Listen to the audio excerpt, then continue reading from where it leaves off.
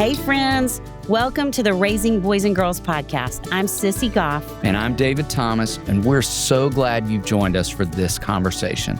Let's dive in.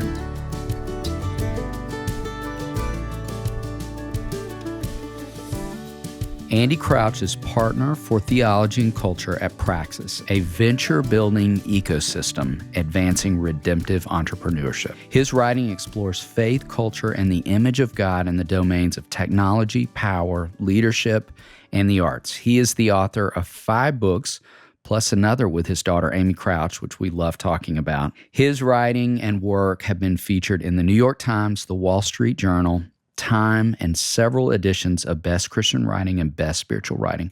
You all, this episode is jam-packed full of great things to consider as we think about kids and technology. And stick around to the very end because he throws out a question we want to invite the kids and teenagers we love to ask us along the journey.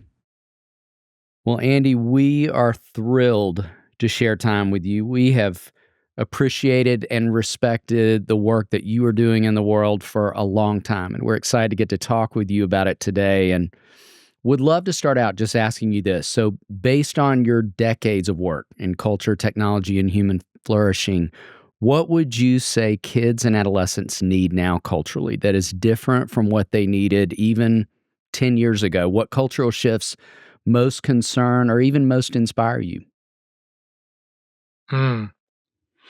Well, the first thing I would say is, in a way, nothing has changed in what we need in the developmental stages of life because we have not, under the hood, you might say, changed as human beings. This is most true in the earliest stages. I mean, what a baby needs from her father or mother, or for that matter, grandfather, since I am a new grandfather of my first grandchild. Congratulations. So let's just think about Miriam Sophia Crouch for a moment, who is 5 months old, essentially. What does Miriam need? She needs, there's obvious things that all creatures need, right? So food, shelter, clothing. What human beings need is a face. That they need another person who is regarding them, who's attending to them, who, as we all know, is mirroring their expression so that they discover that they have a face, which they don't know yet. And the face really is just the window to personal presence. There is a person who is with me, who is for me. That's what Miriam needs at 5 months. It's what she'll need when she's 5 years old. It's what she'll need when she's 15. It's what I need at 58. And so these are like perennial human needs. Now, the challenge is we now live in a cultural environment that is interfering in really unprecedented ways with that personal connection. So if I can jump like to the heart of the matter, we have this new, just really unprecedented explosion of what people are calling parasocial relationships. Parasocial meaning a social relationship is a connection with another human being in some group setting, some society, or some context in which you kind of know each other's roles. Parasocial relationships create a sense of connection with another person. But because it's mediated, you are not actually having a two-way, face-to-face, personally present relationship. And I would say there are ways in which this is not all bad, because if I thought it was all bad, you and I would not be doing this podcast together because, of course, you and I don't think we've ever met in person. We're meeting over a screen to do this recording. The folks who are listening have never met me, maybe never have met you. There's something that can happen that's valuable, but it's mostly for adults. So we are all grown-ups, sort of. I have to say an alarmingly large part of my inner life is stuck at 16 or 17, but we're all grown-ups.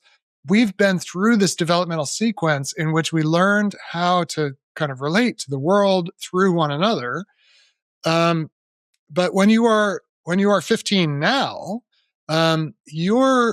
every every device in your world is on tilt, as we used to say in like pinball. Like the machines are all tilted to get you to engage socially or parasocially with people you'll never meet and who will likely never respond to you.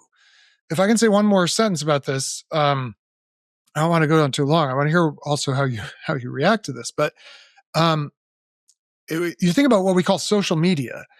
The word social is in there because initially, and I think honestly, if you're of a certain age, certainly my age, you're sort of stuck in your kind of imagination of what social media is in, say, the age of Facebook, which isn't even called Facebook anymore in terms of the parent company, right? They've moved beyond it.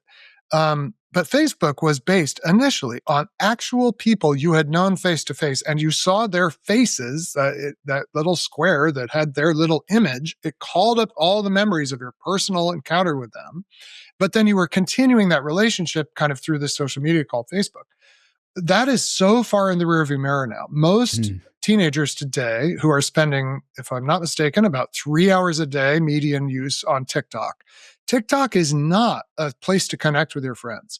It's an algorithm that serves up to you incredibly compelling, very tight frame pictures of very compelling people, often very attractive, but in any case, very, very like magnetic people who know how to do what the algorithm loves. And kids are spending hour after hour engaging in brief, seemingly meaningful connections with people they'll never meet. It's not social media. It's parasocial media. So what kids need is what they've always needed. It's just that we're in a new technological environment and a new cultural environment where there's this whole alternative world. We could also talk about AI companions, which almost half of kids say they've consulted, and about a quarter of kids say they regularly interact with an AI companion. And that isn't even, at least on TikTok, for the most part, there's another human being on the other side of that video, though you'll never meet them or interact with them. With AI, there's no human being there, but it's a very compelling alternative to personal presence. So that's, I mean, there's a lot of other things I could say, but gosh, if you want to ask, like, what's the crux of the matter right now?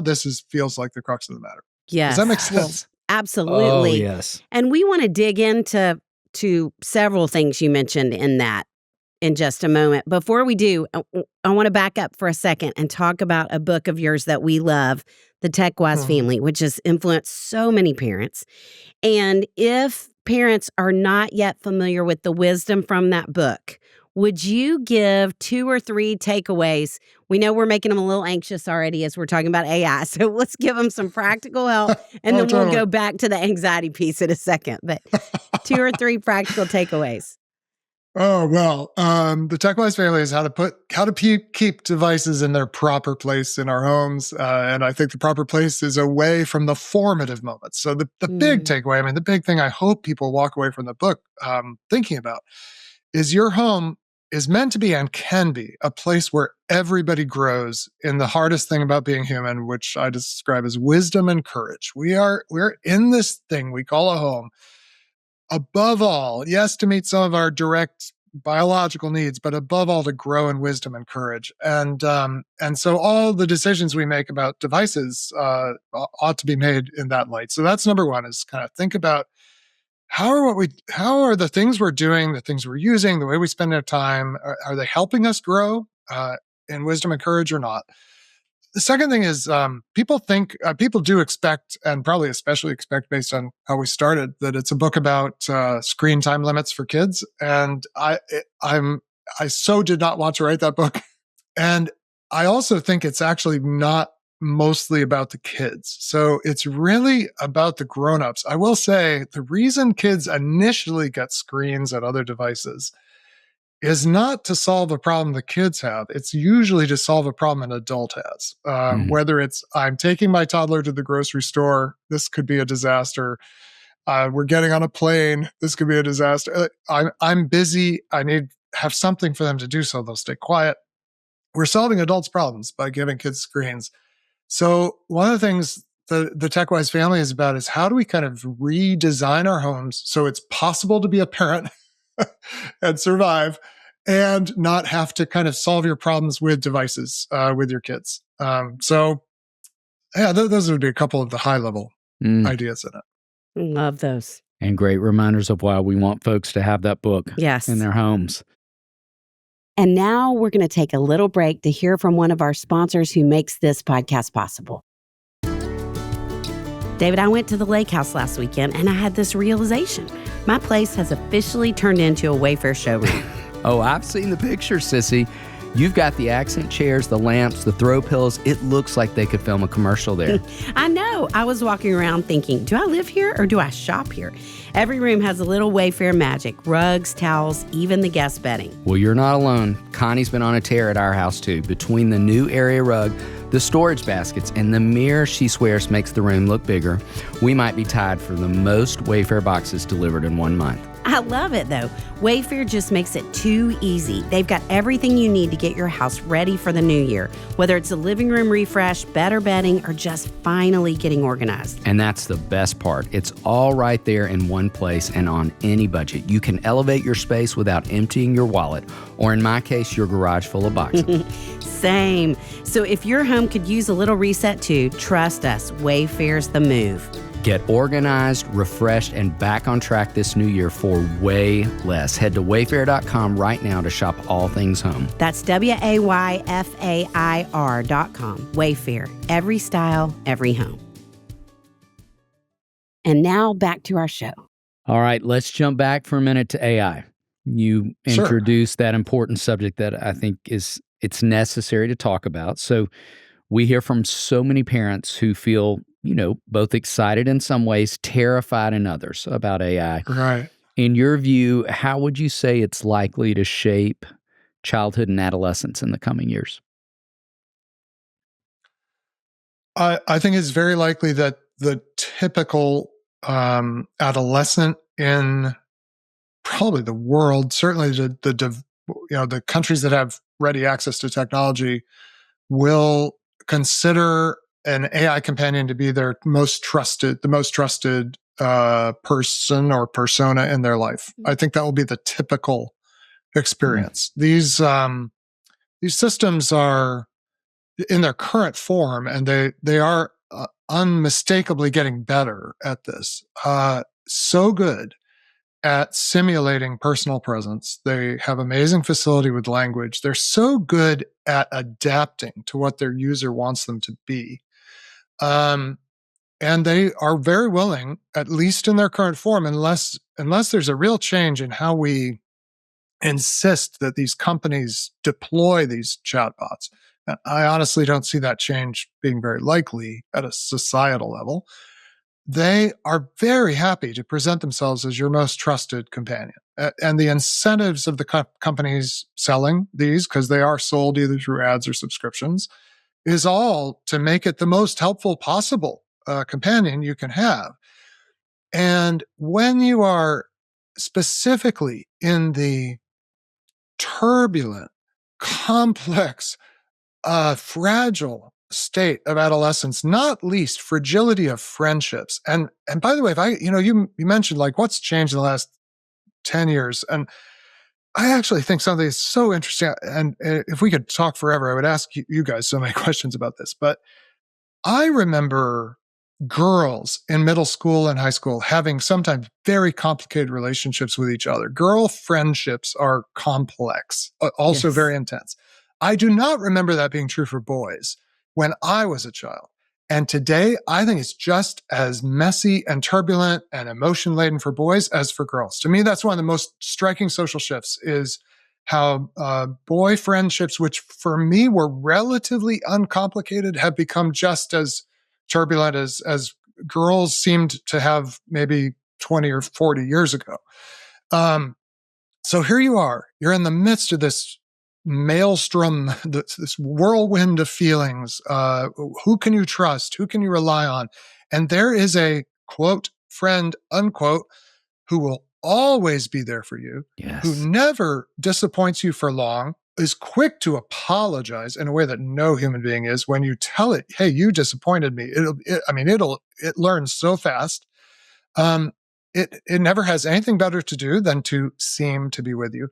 I just think the typical child, once they hit middle school, by the way, I think younger kids mostly, sometimes there's some kinds of tech they want. Younger kids overwhelmingly want to be with other kids and be with their families and do real things. And they only do tech as a kind of runner up. But when you hit that relationally challenging stage of life that is the very essence of what adolescence is, I think the temptation to entrust your deepest feelings, to kind of engage in your most significant conversations with an AI companion will be overwhelming. Yes. So I think that realistically is probably going to happen. I imagine there will be a backlash at some point, but I think it's going to be a generation before that happens, just like with social media. Yeah. My kids who are in their 20s now, they and their friends are way less sure they want to be on social media than my generation was. And, Gen Z or Gen Z, if you're in the UK, the even younger still, they're all on it because you have to be, but no one likes it. No one thinks it's great. So this will happen with AI companions, but not till we've done a lot of damage. Mm. Because I think, again, you guys are the experts on this, but I think there's a window in what in the US we would call middle school, kind of, I would peg it around 13 to 15, where you hit full on the complexity of being a human with relationships with other human beings like you never have before. And you either muddle through it and work through it, and on the other side of it, you emerge with a kind of wisdom, and you've learned some things, often through painful experiences. Your first breakup, your first fight with someone you thought you trusted, finding out that other people talk about you when you're not there, all these things that happen. And they all burst into awareness in this very compressed amount of time. And I think human beings, we are neurologically primed to grow through that experience into what we would consider relatively mature, early adults. And I think if you miss that window, it's very hard to go back and regain it. Not impossible, but very hard. We know there's a window like this for literacy, learning to read. There's this kind of window of time from 8 to 10, according to literacy researchers, where if you miss that and no one ever teaches you to read in that time, you can eventually become a functional reader, but you never become a fluent reader. That is someone who can just read very naturally and sort of feels like the words are directly speaking to you rather than having to sound them out. I just think I think there's a similar window in adolescence. And if we let a whole generation of kids, this is the interesting thing, not experience difficulty, not experience conflict, not experience disappointment, not come home having had a horrible day because your best friend disappointed you. If your best friend never disappoints you, never has a conflict with you, they're going to miss growing up. And I think that's going to be very interesting for our world, Yes. 20, 30 years down the road.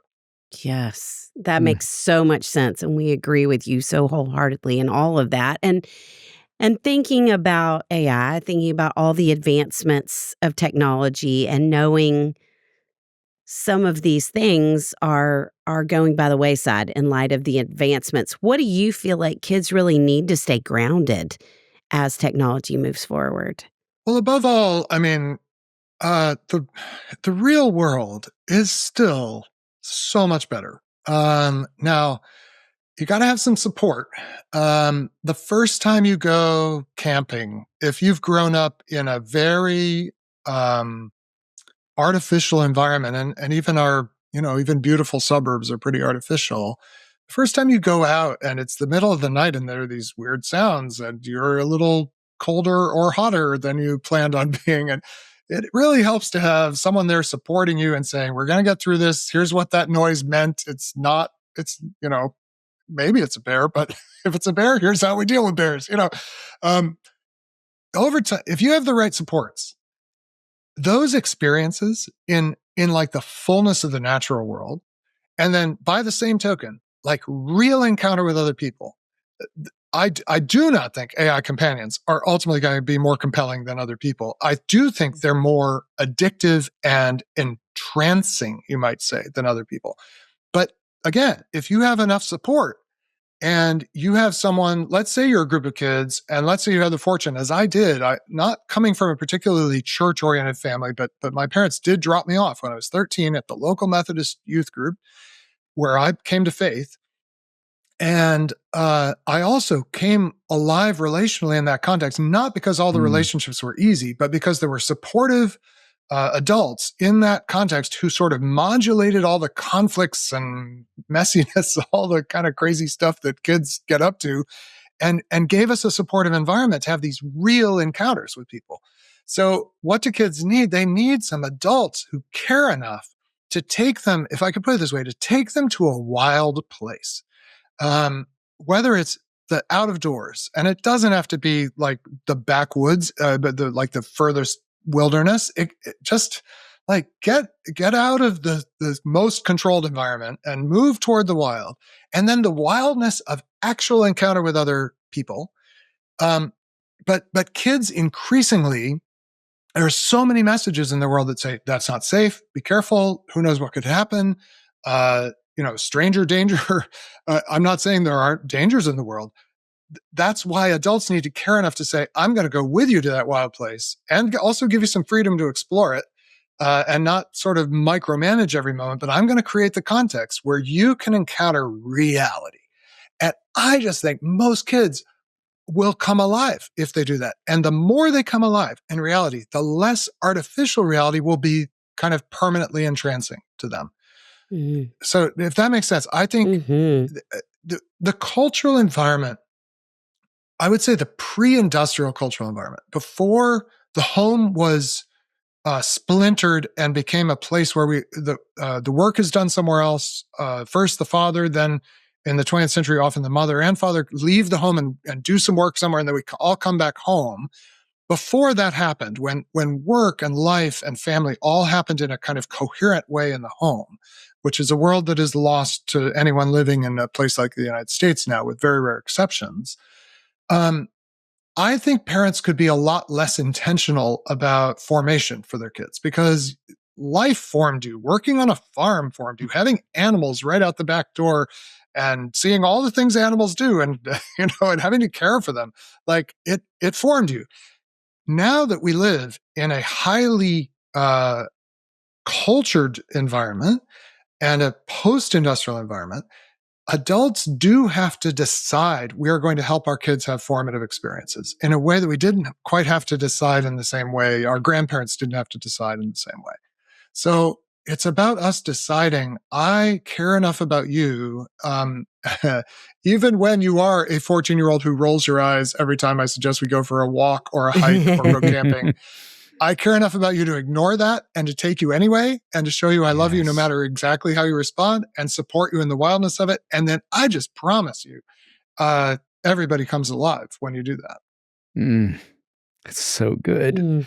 Okay, let's build on that wisdom, stepping back into a little more conversation about AI. So how would you say parents can help kids develop a healthy relationship with tools like AI, one that supports creativity and learning without losing their sense of agency, discernment, or identity?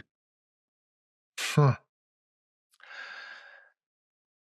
first thing is, above all, we have to model it. So I think figuring out, I've been so helped by when we were all trying to figure out smartphones, by the analogy to driving. How do I kind of enter into driving a car as a child? Well, first I see my parents doing it. Then my parents, as I'm getting close to the driving age, are like, "Hey, sit with me in the front seat." You said in the passenger seat, "I'll sort of tell you what I'm doing. You're not just a pure passenger anymore." Then eventually I got to try it, but in very supervised conditions, right? And for me, at least, first it was in a parking lot with a very difficult Subaru stick shift, by the way, that was very embarrassing and difficult to learn, but I eventually got it. And then eventually we let you do it, but at least in my state, not with other kids until you're 18. No non-related children in the car for junior drivers. Right? We grade it, right? And it starts by watching the adults in your life. So the most important thing is, first of all, for you to have a healthy relationship with this stuff. And I would just say for all of us, well, I have a friend, he works in tech, and he actually prays whenever he feels like he wants to open up a chatbot interface and ask a question or get it to help him on a task. he has actually built in this practice in his life where he says a prayer first. And I think what that does is it's something I would recommend for everyone, whether you pray or not, is to open up a moment before you reach for the screen or reach for the device or for the interface. Ask, is it really the right time for me to use this? And is this the right use for this? And you're a grown-up. Sometimes it is the right time. Go for it.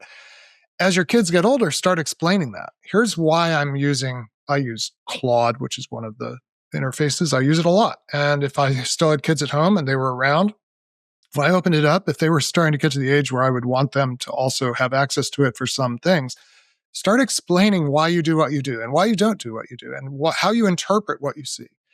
Then eventually, as kids, I think by high school, kids should be learning about all these tools. They're doing it initially with you or with another trusted adult who really thinks about formation. Let me say, I think the biggest danger with LLMs, everyone says they're great for learning, LLMs being large language models, right? They are great for learning because they've absorbed everything human beings have put on the internet. Although that is also why they're not so great for learning, because they've absorbed everything that human beings have put on the internet. It's a double-edged sword. But using them to learn is dangerously like taking a forklift to the gym. So I'm going to the gym. Why am I going to the gym? Because my body needs to be pressed against resistance, overloaded slightly beyond what it normally does to develop strength, right? If I take a forklift to the gym, I can lift more weights with the forklift than I'll ever lift with my little body. The problem is nothing in me develops. And I would say be extremely wary of the idea that LLMs are going to help your kid learn. They are more likely to be like taking a forklift to the gym of your mind and preventing you from, as we say in education theory, scaffolding that is building up step by step all the things you need to learn to be really discerning about any field, whether it's mathematics or English or history or whatever. So you need to really be watching. Is this a shortcut around the difficulty that's essential to learning? Or is it actually a pathway to scaffold? That is to learn in sequence and to make something just hard enough that you learn the next step. You can absolutely get LLMs to work that way, but most kids will not naturally do it that way. They'll just ask it for the answer and it will eventually give you the answer if you ask cleverly enough. And kids are very clever.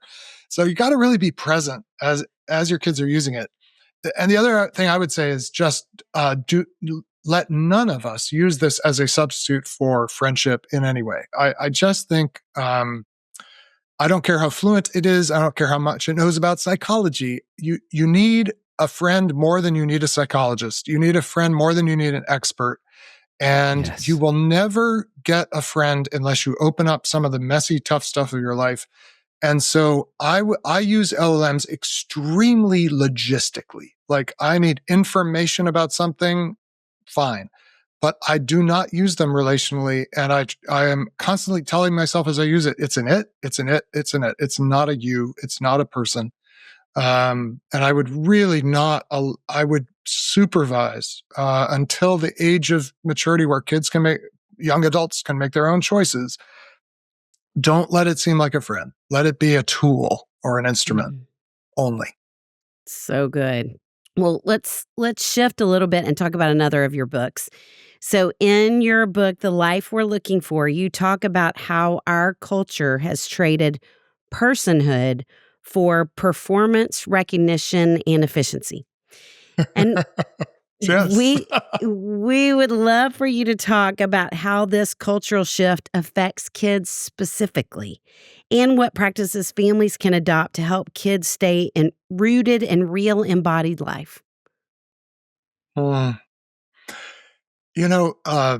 daughter is now 25, but when she was 19, we had this fun idea that she should write a follow-up to my book, The TechWise Family, and she did, and it's called My TechWise Life, and it's her own story of growing up and making choices in a world of devices, and there are lots of really fun things in that book, but and by the way, she wrote it all of her. I have some sections in it, but I didn't write them until she'd written all of hers and worked through them with an editor. So I didn't see them until they were done. And it was quite amazing to like sort of sit down with the manuscript that my daughter had written and just see how she had processed even things in her own adolescence that, I mean, I was in the house, but I certainly did not know that this was how she was looking at it, right? And she has an amazing line that relates to this about social media specifically. She said, when I started seeing other kids get social media in high school, and we really didn't let our kids have that until pretty late in their high school years, she said, it mostly seemed like a lot of work.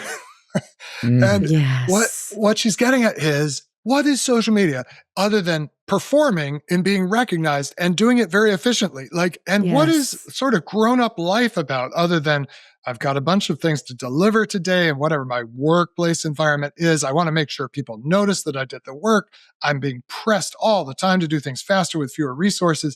Kids are now under that same pressure, not just in, say, schooling and learning, but much more consequentially in relating. So the social world has become a world where you are trying to efficiently scale up your recognition. And I tell you, this is, I mean, and let me just actually add to that, the worst place that it's happening is in kids' bedrooms.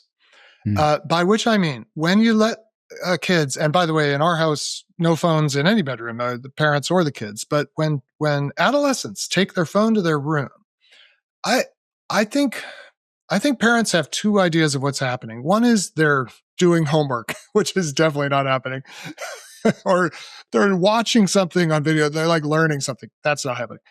The other thing parents rightly wonder is, are they being exposed to pornography? And the answer is 100% yes.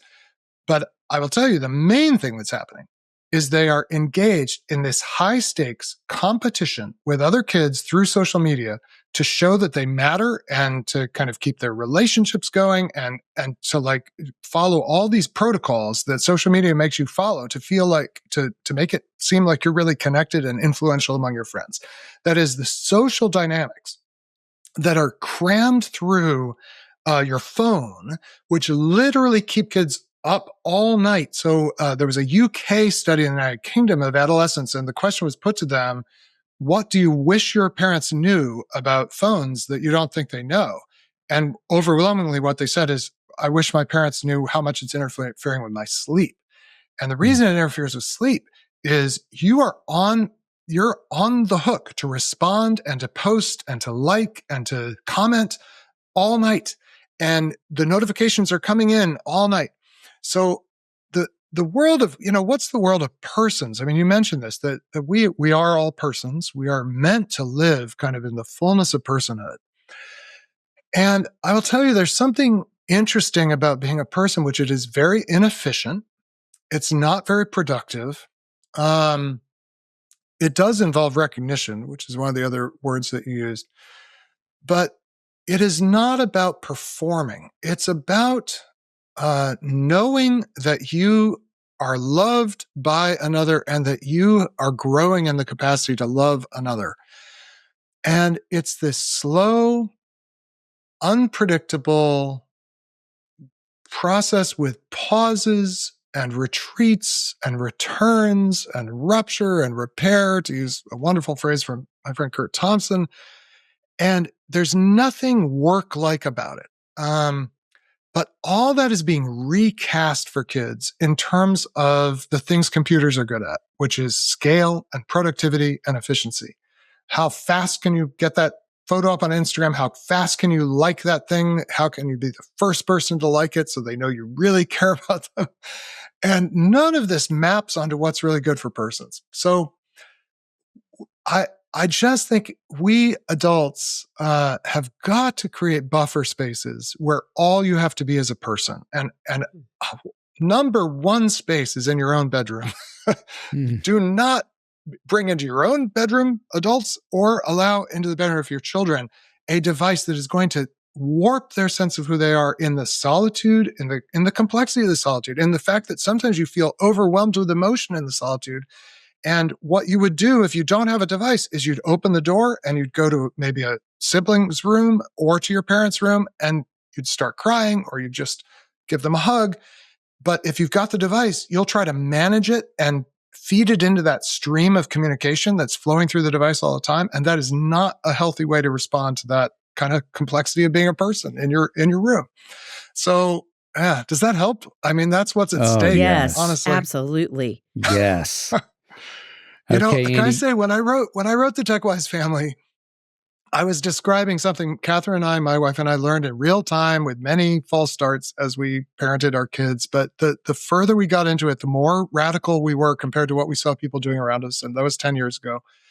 And I thought, as I finished the book, this is too radical. No, first of all, I thought no one is going to buy this book and read it because it's just too, it's so different from what people are doing.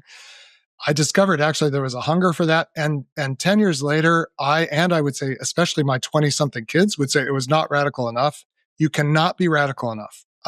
Now you can be fearful and legalistic and anxious, and that's damaging. But in terms of the actual limits and kind of reclaiming a buffer for all of us to learn to be human, especially at home when we have that amazing privilege of raising children at home, you can't be radical enough. I would rewrite it to be more radical if I could. Well, let's build on that very idea. So you have encouraged families, and we love this language, to be tech wise and not tech free. What are some practical rhythms around meals, rest, work, play that help kids experience real connection in an age of distraction? Yeah, I mean, let me say a little bit about why our home is not tech-free, never was, and I don't think had to be healthy. It's great for logistics. Our family calendars were complicated. We had them on several Google calendars. It worked very well. It saved us a lot of friction. We use a refrigerator. I'm a huge believer in refrigeration. There's lots of technology that does things that relieve us of burdens that there's nothing formative in the burden. The trick is to keep the burdens that actually shape us as human beings. There are some burdens that are good burdens, and we don't want to be relieved of those. Keeping track of it was just four for us, but 4 family members' schedules, the writing all that down in a diary, you can do it and it works, but it was fine to be relieved of that burden and have it in Google Calendar where we could all see it. But what do we talk about at mealtime? Well, you can have the TV on and the TV will talk for you. There was an era in American history where there were these horrible things in every sense called TV dinners, and you would sit with your TV tray and watch the TV. That's not a burden you should be relieved of. The burden of how do we sit together as a family over a meal and find out what is real for each other. When the kids answer with all one-word grunts, like, how was your day? Fine. What do you do? Figure it out. It'll be an adventure. It won't always work. It'll be awkward sometimes. It's okay. That's a burden that if you let that be relieved by everyone having their device at dinner or, whatever, you're missing out. So very practically, we had lots of ways to use tech in our home. As the kids got over double digits, they started using it for, that is into their teen years, they started using it for learning certain kinds of things. But we had a rhythm, 1 hour a day at least, and that was for us usually the dinner hour. Nobody had, basically anything with an off switch was turned off, including, by the way, many nights to this day, the electric lights get turned off and candles get lit. And I will just say, dinner by candlelight, I think we think of it as like one Valentine's Day once a year or something. Make every day Valentine's Day. And if you have small children, they will love it. They will love lighting the candles. So we turn off anything with an off switch for about an hour and have a meal with no pressure to leave. I know as kids get into high school, the activities and calendar gets complicated, but we guarded that as much as we could. 1 day a week, that was Sunday for us. Really just, again, all the off switches are pretty much off, and we find things to do. Dad took a nap every Sunday, got up feeling great. Mom usually got a nap too. And then 1 week a year, this is a minimum, I would say, 1 week a year, get away from the sort of usual pattern of distraction and entertainment and redesign your life for a week. If you are able to take a vacation, great. If you have to do it at home, it can be done at home. And just detox for a week. And I will say, if you have this rhythm of an hour a day a week, and a week a year as a family, you actually will relate to the technology differently the other 6 days of the week, the other 51 weeks of the year. It helps you reset, and you discover things about each other that just make it worthwhile to not always just turn to the device. So that's my basic framework for how to have enough of a rhythm. I think a rhythm really helps of on and off, use and non-use. And then no screens in bedrooms. That's just the most helpful thing I can possibly ever say in this kind of conversation.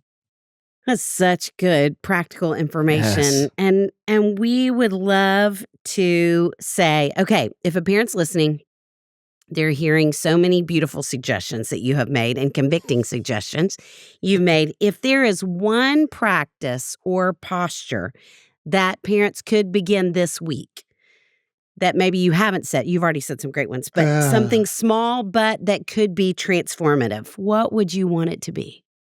Well, actually, what I would say, if we're talking about your kids are, say, 8 or up, probably.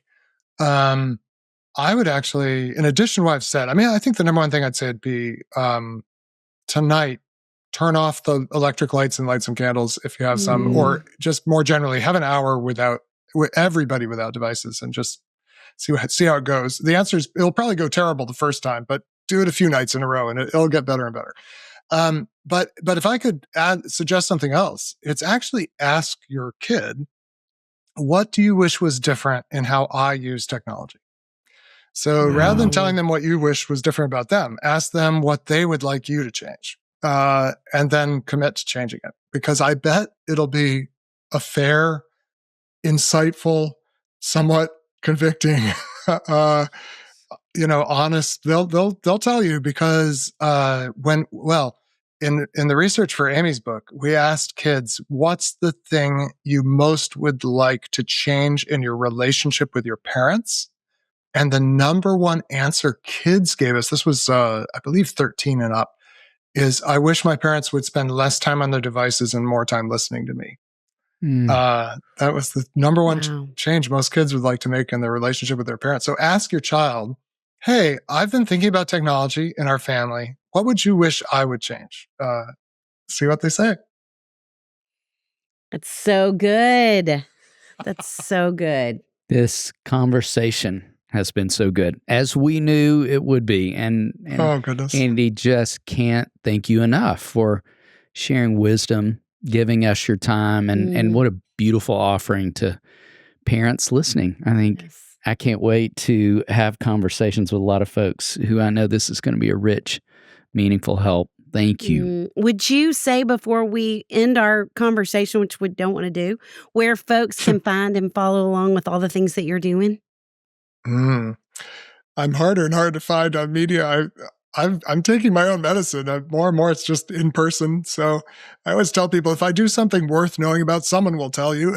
But if you want the shortcut, there is a website that still works, I think, called andycrouch.com with a hyphen in the middle, Andy-Crouch, CROUCH.com. That's actually about the only place, and it's very still and quiet over there, so you won't get a lot of ads in your face, but it will, if there's a new book or whatever, it'll tell you. And mostly if I do something worthwhile, I'm sure someone will pass it along. Well, we're grateful to pass your wisdom along today. Yes, so thank like you guys so are doing much right for now. joining us. Thank you. Thank you Andy. both so much. David, what a team we have that we get to call friends who help make this podcast possible. Chris Starrett, our engineer. Our management team at KCH. And we are thrilled to be a part of the That Sounds Fun network. Our music was created by the insanely talented Dave Haywood of Lady A. And if this podcast felt helpful to you, please consider subscribing, liking, sharing, all the things. We are grateful for you and cheering you on always.